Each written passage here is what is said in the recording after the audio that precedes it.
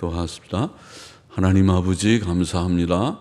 수요일 저녁 저희들이 또 예배당에 모여서 하나님께 예배를 드리고 또 하나님의 말씀 요나 선지를 통하여 주신 말씀의 한 장을 읽게 하시고 또 그 내용을 함께 묵상케 하시니 감사합니다. 부족하고 무능하고 무익한 종에게 힘 주셔서 하나님의 말씀을 바르게 해석하며 또 하나님의 은혜와 하나님 주시는 힘으로 또 말씀을 나누게 하여 주시고 하나님의 영광을 위하고 또 영혼들의 유익을 위하게 하여 주옵소서. 예수님의 이름으로 감사하며 기도하옵나이다. 아멘. 요나서 3장 말씀, 요나 3장 말씀을 좀 생각해 보십시다. 1, 2절 다시 보겠습니다. 여호와의 말씀이 두 번째 요나에게 임하니라. 이르시되 일어나 저 큰 성읍 니느웨로 가서 내가 내게 명한 바를 혹은 명하는 바를, 영어 성경들은 현재형으로 명하는 바를 혹은 명하고 있는 바를, 어떤 권 있는 성경은 그렇게 번역하기도 하고 명하는 바를 그들에게 선포하라 하신지라. 자, 하나님께서는 두 번째 요나에게 말씀하셨습니다. 하나님께서 사람에게 말씀하시는 것은 특별한 계시 사건이라고 우리가 말하지. 하나님께서는 비인격체나 무인격체가 아니십니다.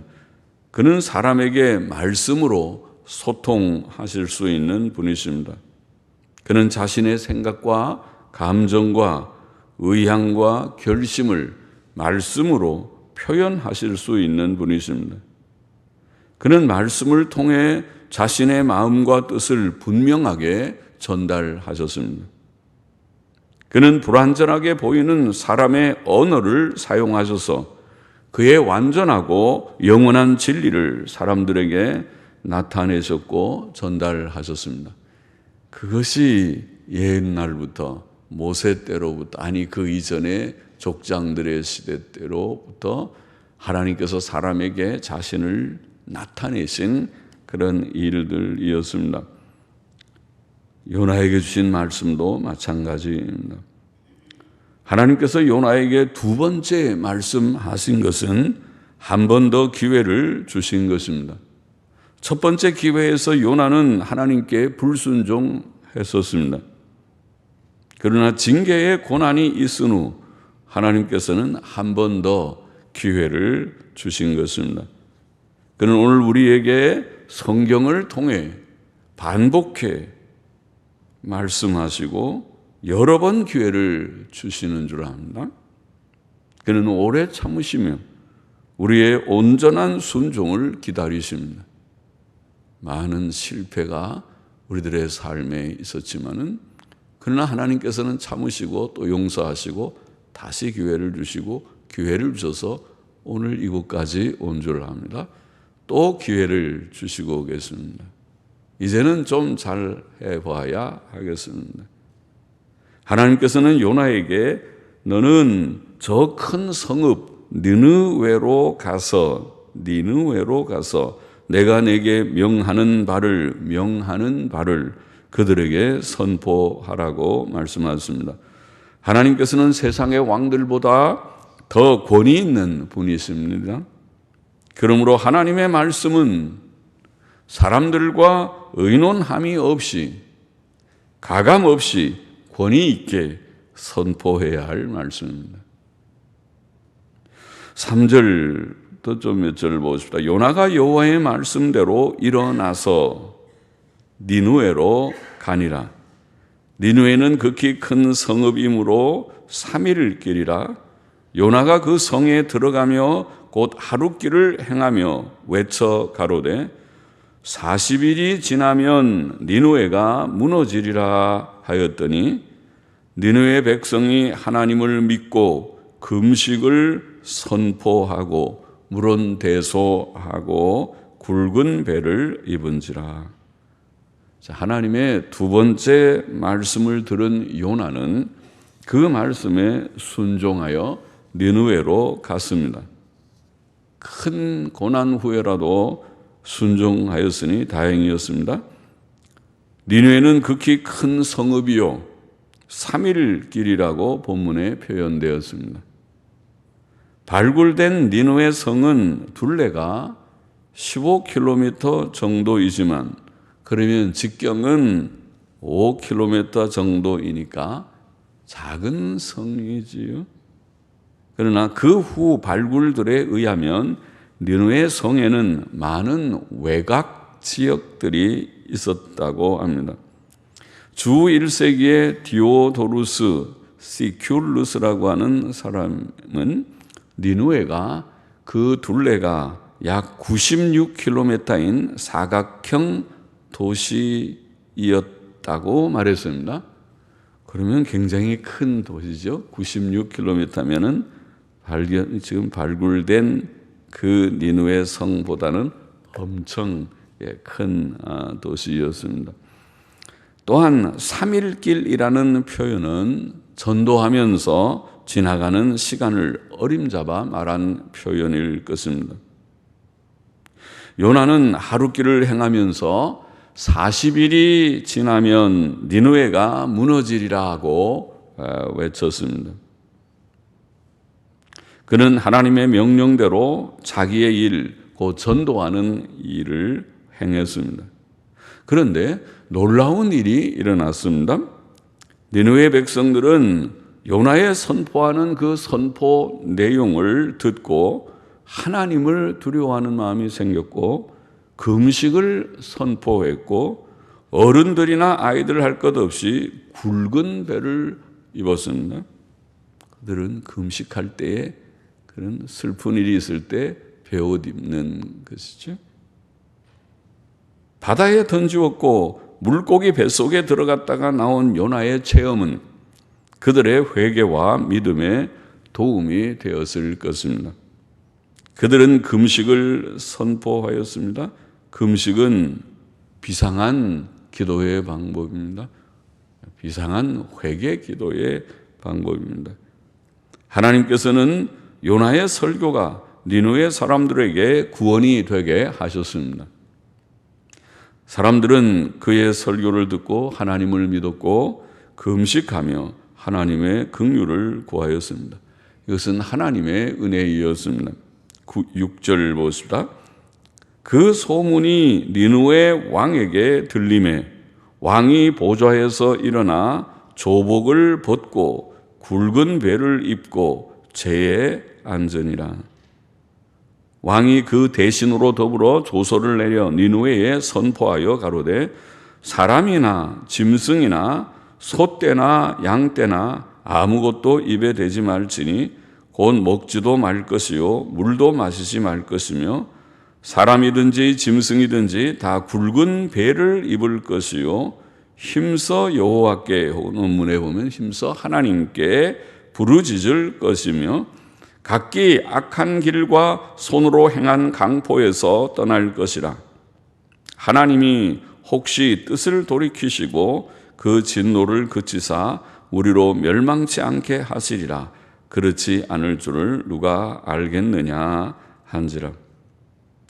비록 회개 운동이 백성들 가운데서 시작되었으나 니느웨 왕은 그 소문을 듣고 보좌에서 일어나 조복을 벗고 굵은 베를 입고 제에 앉았습니다.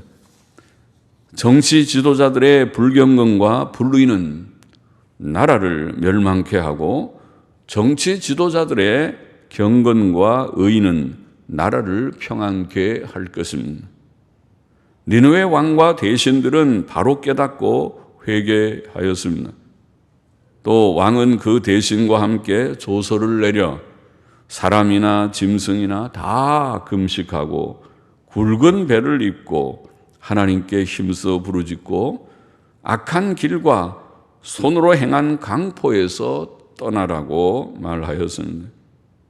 이방 나라의 왕이지만 회개를 잘 했고 바른 조서를 잘 내렸습니다. 사람들이 하나님의 긍휼을 얻고 멸망을 피하는 길은 오직 회개하며 죄를 버리는 것뿐입니다.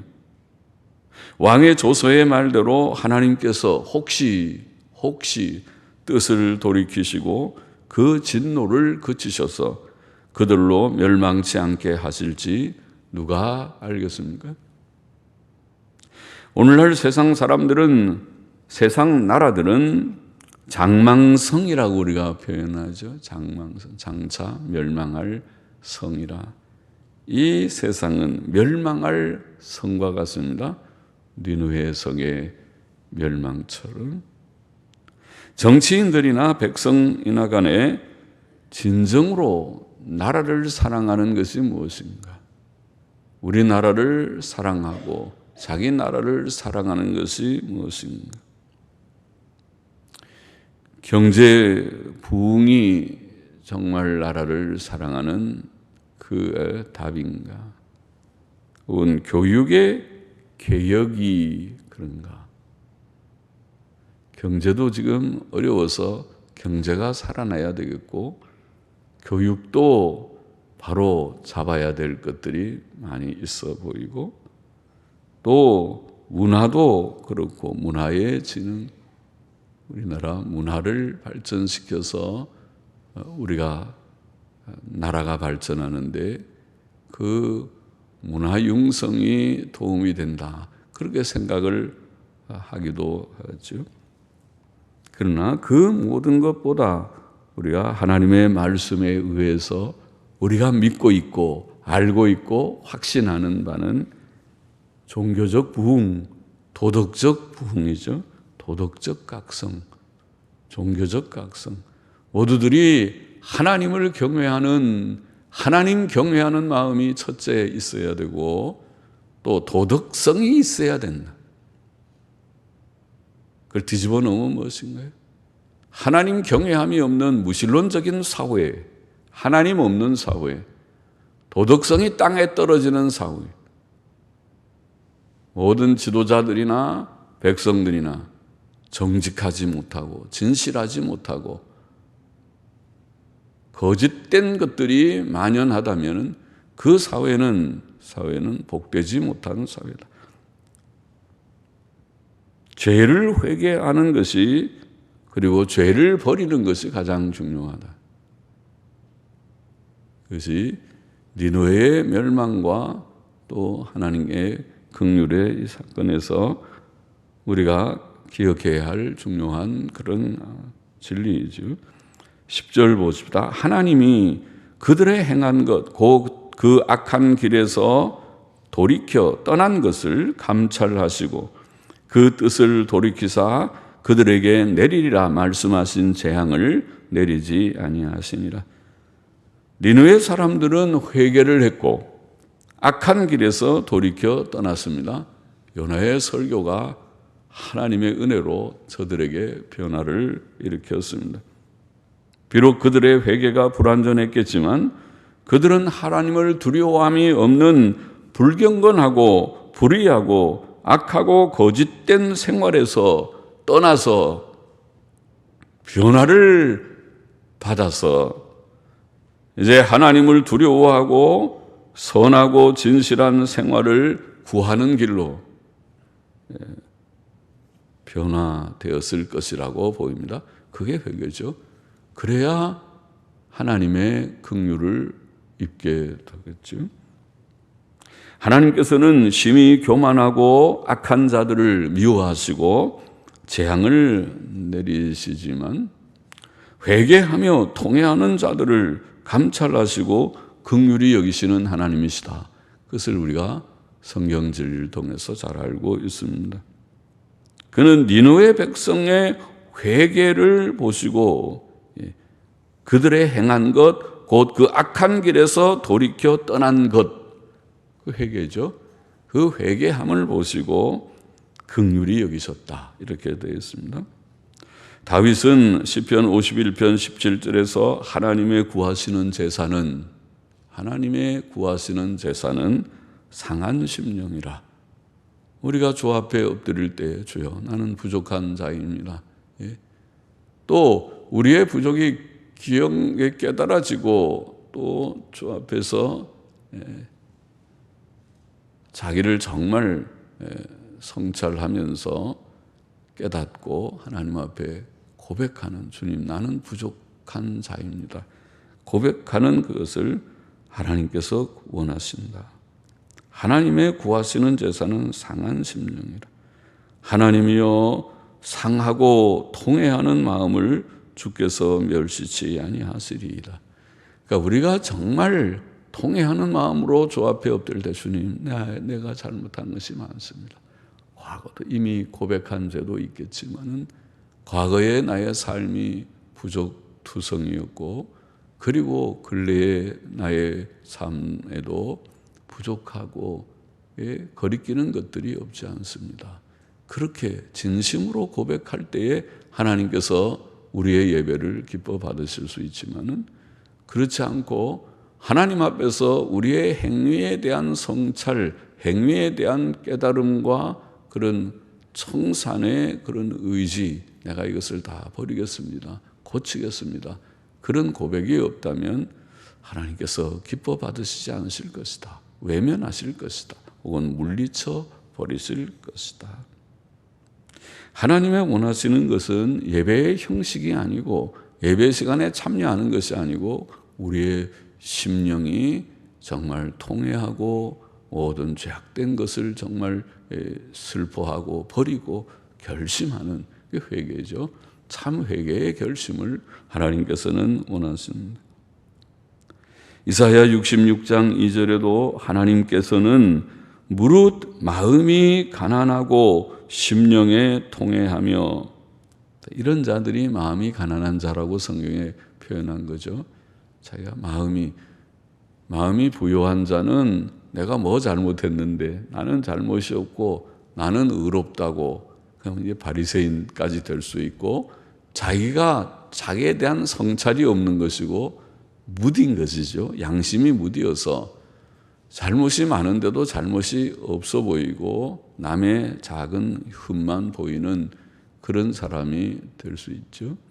그래서 그렇지 말고 마음이 가난하고, 마음이 내가 부족한 자입니다, 정말 깨닫고 심령에 통회하며, 나의 말을 인하여 떠는 자, 하나님의 선포된 말씀, 요나의 설교를 듣고 회개하는 니느웨의 사람들처럼 하나님의 말씀, 우리가 읽는 성경, 듣는 모든 성경, 요나서뿐 아니라 창세기부터 계시록까지 많은 성경은 교훈과 책망과 바르게 함과 의로 교육하는 책이니까 어느 구절을 읽든지 그 속에서 우리의 죄를 지적하는 것도 나오고 믿어야 될 것이 나오고, 성경의 모든 말씀을 통해서 내가 하나님 바로 알고 바로 믿고 바로 살고 있는가, 그것이 경건과 도덕성의 문제죠. 그렇게 살면 되는데 그렇게 살지 못하니까 말씀에 비추어서 내 믿음에 이것이 부족하구나, 지식에 이것이 부족하고, 또 내가 하나님의 계명을 힘써 지킨다고 하는데 내게 사랑이 부족하고 진실이 부족하고 착한 마음이 부족하고 이해하는 마음, 인내하는 마음이 부족하고, 부족투성이죠. 하나님의 말씀을 우리가 읽을 때, 성경을 읽고 듣고 할 때에 우리 자신을 깨닫고 그것을 내가 통회하면서 내가 너무 부족한 자다, 마음이 가난하고 심령에 통회하고 하나님 말씀을 인하여 떠는 그 자가, 그 사람은 내가 권고하리라. 권고라는 말은 돌아보신다는 것이죠. 그래서 하나님께서는 그런 자를 받으신다, 그렇게 되기를 원하신다. 우리의 심령이 하나님 앞에 설 때 항상 가난하고 온유하고 가난하고 말씀 앞에서 두려워 떠는 심정으로 성경도 읽고 성경도 듣고 또 할 수 있는 그런 우리가 되어야 하겠습니다. 하나님께서는 니느웨 백성들에게 그런 은혜를 주셨고, 니느웨 백성들이 그렇게 회개할 때에 심령이 가난하고 그들의 요나의 설교를 듣고 자기를 성찰하고 우리가 죄가 많아서 그래서 하나님이 노하셨구나, 이제 40을 후면 우리 니느웨 성이 다 망한다니 큰일 났구나 두려워했습니다. 그 말씀을 진지하게 듣고, 그리고 금식하며 회개하며 하나님이여 우리를 구원해 달라고 부르짖는 놀라운 그런 역사죠. 말씀에 귀한 역사죠.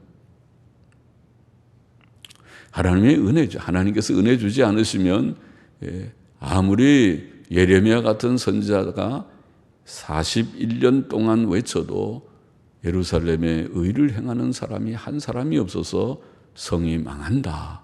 의인이 한 명도 없다. 그렇게 말씀하는 경우도 있고, 지금 요나 선지는 이방 나라 니느웨, 아수르의 수도 니느웨에 가서 설교하는데 하루의 설교에 하루길을 걸으면서 설교하는 그 설교가 그들에게 큰 감동을 주고 회개의 역사가 일어났습니다. 마치 오순절 때의 사도 베드로의 설교처럼 말씀을 차근히 예수가 메시아이십니다. 예수가 메시아입니다. 그런데 여러분이 메시아를 십자가에 죽인 것입니다. 이제 이것을 회개해야만 합니다. 그 설교가 그들의 마음을 찔렀습니다. 메시아, 예수가 메시아인데 우리가 그를 죽였으니 얼마나 큰 죄를 지은 것입니까? 하나님을 죽인 것 같습니다. 하나님의 독생자 하나밖에 없는 아들을 보내셨는데 그를 죽여버렸으니까 우리가 큰 죄인인 것을 그들이 깨닫고 통회하는 역사가 일어난 것과 같다고 하겠습니다.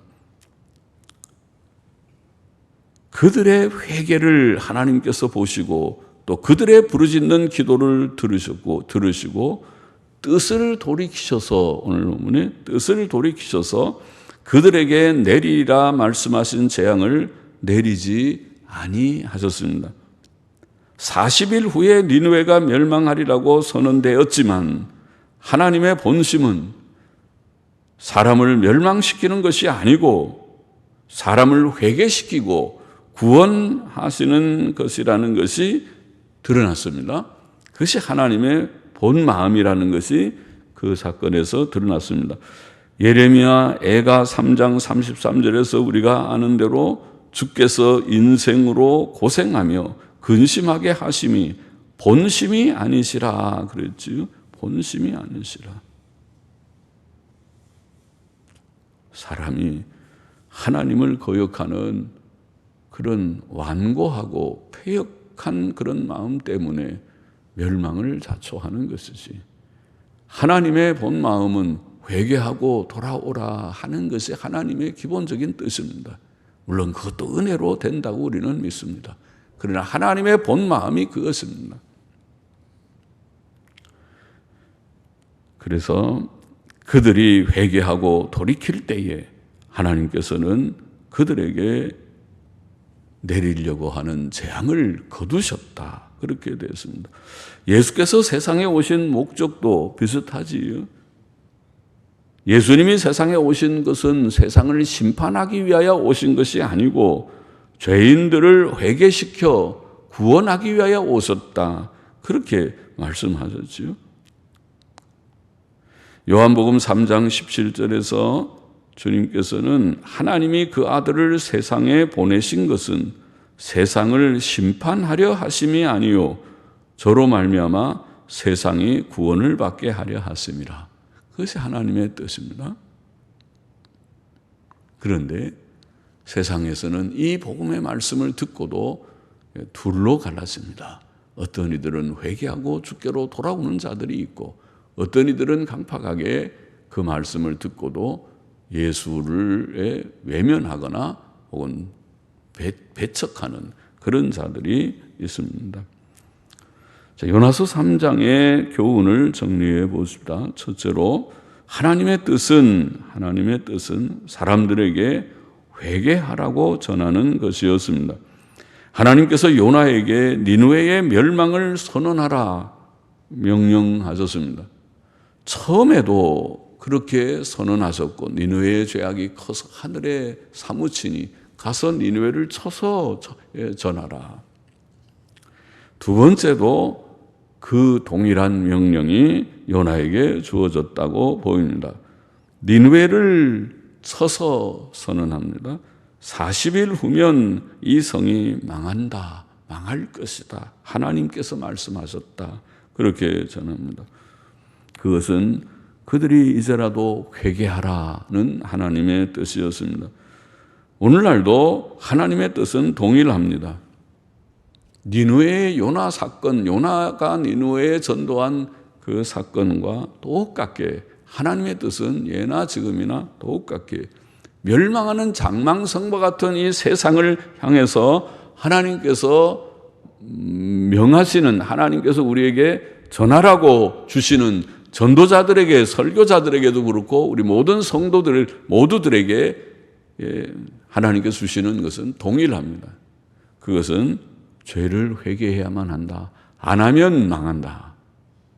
죄를 갖고 있으면 죄는 불과 같고 그것은 자기를 죽이는 멸망의 구렁텅이 지옥으로 우리를 이끄는 것이니까 죄는 다 청산해야만 한다. 사도행전 17장 30절 말씀을 알죠. 이제는 어디든지 사람을 다 명하사 회개하라 하셨으니, 이것이 하나님의 뜻입니다. 그러면 요나가 니느웨에 전한 그 메시지가 오늘 하나님께서 우리에게 주신 메시지와 같은 것입니다. 하나님이 온 세상에 이제는 어디든지 어느 나라, 어느 시대, 어느 민족, 누구에게든지 똑같게 회개하라, 회개하라. 우리는 물론 회개한 줄 압니다. 회개하고 예수님을 믿고 오늘 여기에 와 있는 줄 압니다. 그러나 우리 자신도 성찰해서 우리의 삶 가운데 아직도 죄악된 요소가 있으면, 죄를 품고 있으면, 죄는 불입니다. 불 품고 있으면 대여 손대서 죽습니다. 죄를, 왜 불을 품고 사는 자는 큰일 납니다. 큰 화상을 당하고 그렇습니다. 죽습니다. 깨닫고 모든 종류의 죄를 버리라. 악은 모양이라도 버리라. 악을 버리라. 하나님의 뜻입니다. 그 회개하라는 것은 회개의 열매가 있어야 됩니다. 예수 믿는 것은 죄를 깨닫고 그 다음에 다시 좀 마음에 내가 이 후회도 하고 그 다음에 잊어버리고 또 죄 짓고 그 다음에 또 와서 또 이 죄 지으면 안 되는데 내가 또 지었네, 또 마음에 후회하고 그 다음에 또 잊어버리고 나가서는 또 죄 짓고 그러는 거 아니죠. 그런 것은 아니다. 하나님께서 원하시는 것은 죄를 회개하라. 회개라는 말은 청산인데 죄를 깨달았으면 버리고 다시는 그 죄 짓지 말라. 이것이 하나님의 뜻이죠. 할 수 있나요? 할 수 있죠. 할 수 있으니까 하나님께서 하라고 그러시죠. 그래서 은혜로 하나님의 도우심으로 우리가 성화의 방법을 다 배워서 알고 있습니다. 성화는 내 힘으로 물론 되지 않습니다. 하나님께서 은혜를 주셔야 되고 성령님의 도우심으로 되고 예수 그리스도의 의를 이미 우리에게 주셨으니까 가능하다. 불가능한 이상이 아니다. 가능한 일인데 내 힘으로 안 되고 하나님 은혜로 되는데 돼야 된다. 열매를 맺어야 중요한 거지. 열매를 맺지 않고 매일 듣기만 하고 후회만 하고 돌아가서는 똑같은 생활을 반복한다면 그런 믿는 삶이 아닐 것이다. 정말 중생한 삶이 아니다. 중생한 자는 그렇게 사는 것이 아니다. 변해서 새 사람이 되어야만 합니다. 하나님의 뜻은 회개이다. 그래서 회개하고 예수님 믿고 구원받으라는 것은 사도 바울이 전한 복음의 내용이고 오늘 교회가 전하는 설교의 요점입니다. 요점 회개하고 예수 믿어야 됩니다. 그게 첫 번째 요점입니다. 둘째로 우리는 하나님의 말씀을 거절하거나 가감하지 말고 그대로 전해야 하겠습니다. 요나는 하나님의 이 명령, 니느웨에 가서 이것을 전하거라 했는데 요나는 싫어했다고 그랬어요. 그래서 1장에 도망가다가 큰 파선당해서 그 다음에 2장에 회개기도 많이 하고 구원을 받은 것을 물고기 뱃속에서 간증하는 그런 기도의 내용이 거기에 쓰여져서 읽었고 이제 3장에 이제는 하나님께서 가서 전하라. 가서 전했습니다. 하나님의 명하시는 말씀 40일 후에 이 성이 망한다 하면 가서 그대로 전해요. 거기 더하고 빼고 하지 말고 하나님께서 우리에게 주신 하나님의 말씀대로 그대로 우리가 전하는 이것이 전도입니다. 그것이 전하는 것이잖아요. 요즘에는 그렇게 해갖고는 안 돼. 그러면은 사람들을 안 들어도 전해야 돼. 듣고 안 듣는 거는 그 사람들 문제지. 안 듣기 때문에 안 전해도 된다고 성경이 말하고 있잖아요. 듣든지 안 듣든지 우리는 그 전도지를 전해주고 전도의 말을 나누고 친한 사람들에게 회개해야 돼. 전도는 복잡한 내용이 아니잖아요. 40일 후에 이 성이 망합니다. 그것이 요나가 전해야 할 전도의 내용인 것처럼 우리가 전하는 전도의 내용은 똑같아요. 우리가 사는 이 성은 장망성입니다. 장망성입니다. 마지막 심판을 하나님께서 명하셨습니다. 누구든지 회개하고 구원을 받지 않으면은 이 성이 불타 없어질 때에 함께 불타서 지옥의 영원한 형벌을 피할 수 없다고 성경에 말했습니다. 회개해야 됩니다. 회개를 똑같은 메시지예요. 요나가 전한 것하고 다른 것이 없어요. 전하는 메시지는 하나도 다른 것도 없고 어려운 것도 없어요.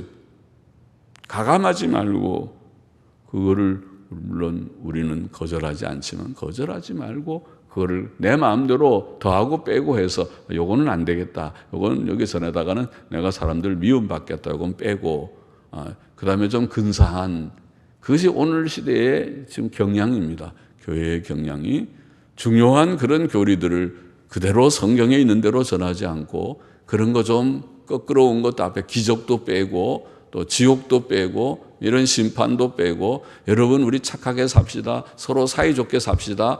이웃을 위해서 봉사합시다. 고까지 고선까지. 그거는 사람들에게 크게 저항받지 않는 거라고 생각하는 거죠.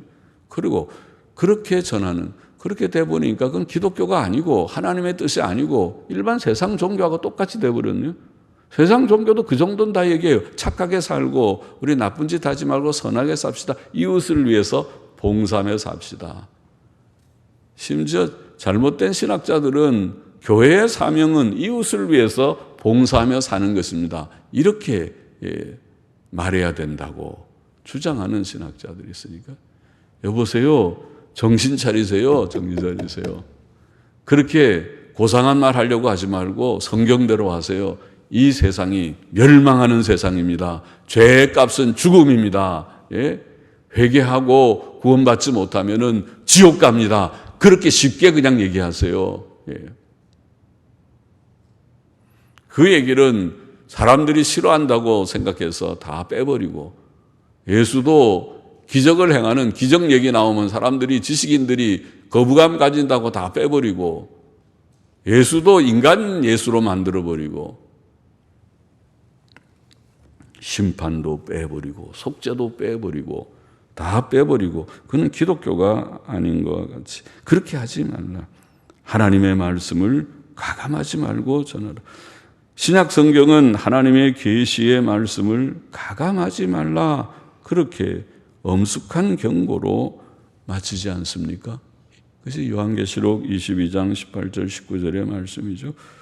우리는 성경에 기록된 대로 바로 전해야 하겠습니다. 바로 우리가 믿고 물론 회개했고 또 전할 때 전도할 때에 그대로 전해요.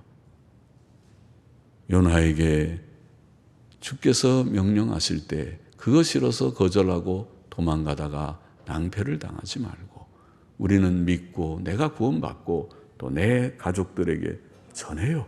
내 가족들에게. 그래야 가족들이 멸망하지 않지. 안 그러면 멸망합니다. 멸망해도 좋으면 내버려 두세요. 그리고 나중에 하나님께서 그 피의 책임을 우리에게 물으실지 모릅니다. 물으실 것입니다. 너 뭐 했냐? 너는 예수 믿은 게 확실하냐? 그런데 왜 내 자녀들은 내 가족들은 지옥 가는 걸 보고 방관했느냐? 물을 것입니다. 그래서 가감하지 말고 전해야 되고 셋째로 오늘 여기에 3장의 교훈은 니느웨는 회개하고 재앙을 40일 만에 망하는 것을 모면했다는 것이 아닙니까? 그 사건, 역사적인 사건을 여기에 기록되어 있는 셈이죠. 역사 얘기입니다. 니느웨의 멸망의 모면의 그런 이야기입니다. 하나님의 재앙을 피하는 길은 오늘 계속해서 회개인데 회개밖에 없다. 그걸 보이고 있습니다. 그래서 회개하라고 전한 것입니다. 회개하라고 외치고 또 그들이 회개하게 될 때에 하나님의 40일 후에 내리실 재앙이 그들에게 거두어졌습니다. 사람이 하나님의 재앙을 피하는 길은 회개밖에 없다. 그런데 그 재앙은 물론 최종적인 재앙, 지금 말한 지옥의 재앙, 마지막 심판, 흰 보좌 심판에서의 그러한 재앙, 그때 멸망의 선언을 당해서 받는 재앙, 벌, 그것도 무섭지만은 땅 위에서도 회개치 않으면 하나님께서 종종 좀 손을 보십니다. 그래서 우리가 성경의 많은 역사들은 땅 위에 이루어진 거잖아요. 니느웨도 마찬가지죠. 니느웨도 회개하지 않았으면 멸망했겠죠. 40일 후에 멸망하면 그 세상에서 아직 마지막 심판에서 멸망한 것이 아니라 마지막 심판은 물론 멸망하고, 그러나 땅 위에서 멸망한 것들이 성경에 많은 역사가 그렇습니다. 노아 홍수 심판부터 소돔 고모라 성의 멸망부터 다 가나안 7족의 멸망부터 이스라엘 역사에서 수없이 많은 하나님의 징벌의 역사들 속에서 우리는 그것을 보고 또 보고 우리들의 경험 속에서도 우리의 짧은 삶 속에 우리 주위에 우리의 생애 가운데서 우리의 지나간 날들 속에서 혹은 현재의 우리 주위의 삶 속에서 저 사람은 믿음으로 바로 잘 살지 않다가 저런 어려움을 당한 거 아닌가 싶은 일들이 없지 않습니다. 하나님은 죽은 하나님이 아닙니다. 살아계신 하나님입니다. 그거는 믿지 않는 사람들도 그런 걸 느껴요. 믿지 않는 사람들도, 우리 집 사람이 그런 얘기 하더라고요. 자기는 초등학교 때 믿음이 하나도 없었은 하나님도 알지 못하는 때에, 초등학교 때 얘기죠. 그때 반 친구가 도시락 싸온 것 갖고 자기를 놀려가지고 속상해서 좀 울었겠죠.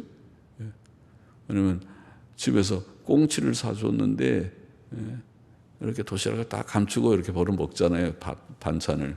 그런데 친구 가서 좀 보여달라고, 자기만 보여달라고 하도 그래갖고 보여줬대요. 그랬더니 소리를 치고 아무개는 꽁치 싸왔다. 그래갖고 얼마나 창피했는지, 그래서 이제 아주 부끄러워서 집에 와서 좀 울고 그랬는데, 그런데 그렇게 이제 까불이자보다는 장난을 친 거죠. 그렇게 했던 친구가 며칠 지나고 청소하다가 창문에서 어떻게 그럴 때 다 떨어져갖고 다리가 부러지니까 자기 생각에 어린 때 얘기를 좀 해서 하는 거예요. 저 친구는 자기 놀리더니 하나님께서 벌을 내리셨나 봐. 속으로 그렇게 생각했다고 그래. 당신 하나님 믿었어? 아니야, 안 믿었어. 하나님 알지도 못할 때. 그래서 모든 사람 속에는 종교성이 있다고 하더니 그런 거겠구나. 속에 다 하나님이 계셔서 저 죄 지으면 잘못하면 하나님이 벌 주신다는 그런 의식이 사람 속에는 다 있죠. 성경적입니다. 모든 사람이 하나님의 피조물이고 형상으로 지음받은 자이기 때문에 그런 도덕성이 있습니다. 우리 아이가 하나님이 정말 벌을 내려서 그런지 어떤지 그걸 지금 얘기하려는 것이 아니라 그와 같이 하나님의 징벌은 현실 속에서도 있습니다. 그런 것을 우리는 많이 경험하며 살고 있는 줄 압니다. 재앙을 피하는 길은 성경의 가르침은 다른 것이 아니고 회개하는 것이다. 이사야 48장 18절 말씀을 기억합니까? 슬프다. 네가 나의 명령을 듣지 아니하였도다. 만일 들었다면 내 평강이 강과 같았겠고, 그런 말씀이 있죠. 우리가 하나님의 말씀대로 순종하며 살면 조금 어려움이 있을 때, 물론 하나님께서 징벌하시고 잘못에 대해서 징책도 하실 수 있고 단련을 위해서 그냥 또 고난을 주실 수도 있고 욥의 고난과 같이 그런 게 있지만은, 그러나 하나님을 정말 경외하는 자들은 그 끝이 행복으로 끝날 것이라고 봅니다. 욥기가 그렇죠. 또 성경의 교훈이 그렇죠. 합력하여 선을 이룬다는 것은 하나님을 사랑하는 자, 그 뜻대로 부르심을 입은 자, 곧 하나님을 사랑하고 하나님의 뜻대로 부름을 받아서 그 뜻대로 사는 자들에게 해당하는 것이죠. 하나님을 경외하고 우리가 순종 생활을 하면 여기에서 이사야 48장 18절대로 네가 나의 명령을 만일 들었다면 내 평강은 뭐예요? 평안이죠. 평안 속에는 다 있어요. 마음의 평안, 몸의 건강, 경제 안정, 모든 인간관계의 문제까지 내 평안이 강물과 같아서 강물이 뭐 졸졸졸졸 흐르는 시냇물이 아니잖아요. 개천물이 아니잖아요. 강물과 같이 넘치는 충만한 평강이 네게 있었을 터인데 그런데 네가 내 명령을 듣지 않아서 그렇지 못하구나. 그런 말씀이죠.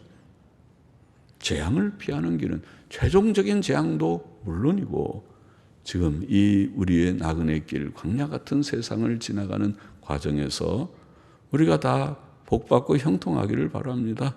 저는 늘 위해서 여러분을 위해서 기도하고 하나님의 은혜와 평강이 있기를 위해서 부족하지만 목사로서 늘 새벽마다 기도하는데 평안하기를 원합니다. 그런데 그 평안하기 위해서는 성경이 가르치는 바는 회개가 전제되어 있어요. 죄를 지으면서 하나님의 뜻대로 바로 살지 않으면서 마음이 높고 교만하거나 하나님의 법도대로 살지 않고 성경을 덮어놓고 살면서 하나님이 미워하시는 짓을 슬슬 좀 숨어서 이런저런 일을 하면서 평강하기를 기대할 수 없다는 것을 성경이 가르치고 있다. 그 말을 지금 하는 것입니다. 그러나 우리가 예수님 믿고 나의 의가 되시는 예수님 믿고 내가 이제는 변했습니다. 주의 뜻대로 살아보겠습니다 하고 몸부림하면서 주의 뜻대로 경건하게 바쁜 삶, 피곤한 삶 속에서도 하루 30분은 구별해 보세요. 그 말을 듣고 성경도 좀 읽어보려고 하고 기도하면서 회개하고 주의 뜻대로 살아보려고 애쓰면 하나님의 평강이 우리의 이 나그네 길에도 넘치게 있을 줄 믿습니다. 과거는 필요 없습니다. 과거는 나의 실패 투성일지라도 현재와 미래를 말하는 것입니다. 있을 것입니다. 그리고 최종적으로 영광의 천국에 넉넉히 들어가게 될 것을 믿습니다.